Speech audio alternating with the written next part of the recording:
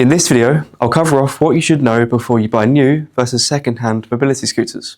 A question we sometimes get asked is, can I buy a second-hand mobility scooter from Felgains? The answer, unfortunately, is no.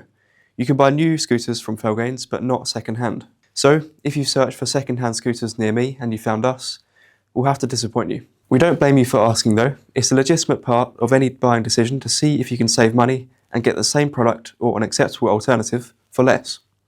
So let's now look at the pros and the cons of new versus second-hand scooters. The pros and cons of new versus second-hand scooters are similar for many products, but in this video we want to highlight them as they relate to mobility scooters.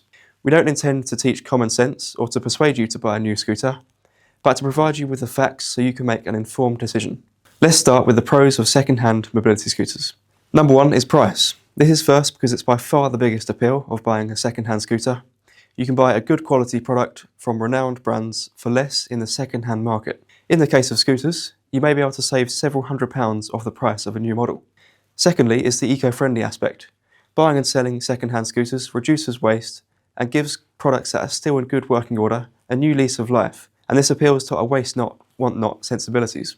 Now let's look at the cons of second-hand scooters. Firstly is reliability. This is perhaps the biggest risk of second-hand scooters. How long will they last and what happens if they break down? A used scooter may appear to be in full working order when you purchase it, but it may have hidden damage or electrical faults. Many mechanical and electrical components in a scooter are subject to wear and tear over time, so could the used scooter you're looking at actually have hidden costs? The second con of used scooters is warranty. Obviously, with a used scooter, you won't get the full warranty period as you would with a new scooter. In fact, many manufacturers and/or retailers don't permit the transfer of scooter warranties to subsequent owners. There may be limited or no availability of spare parts if a second-hand scooter is out of warranty and it's several years old. The third con is size and specification. Getting the perfect size and specification scooter may not seem important to you if you're after a bargain. However, there are safety implications to remember. For example, if the scooter is too large, you may have difficulty getting on and off the scooter and operating it, which could lead to risks when driving the scooter. The last negative of buying used scooters is the speed of purchase and delivery. You might get lucky and find the perfect used scooter you can buy and collect in short order, but in reality you may need to spend several weeks keeping an eye on used advert listings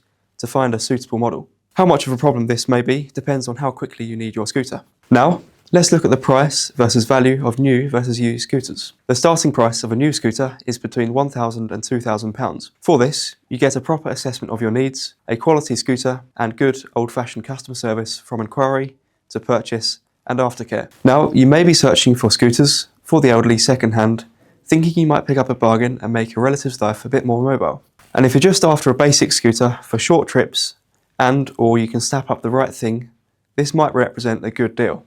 Where you have other needs or you want to make sure you get it right, it's worth asking yourself, it may be initially cheaper to purchase, but is it the best value for money for me?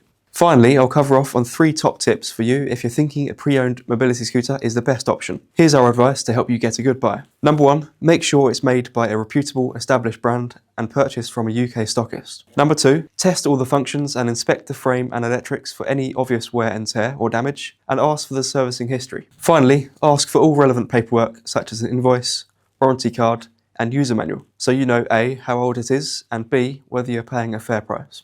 I hope this video has answered your questions and has given you a better understanding of which option is the best for you. If you have any further questions, please get in touch with our team.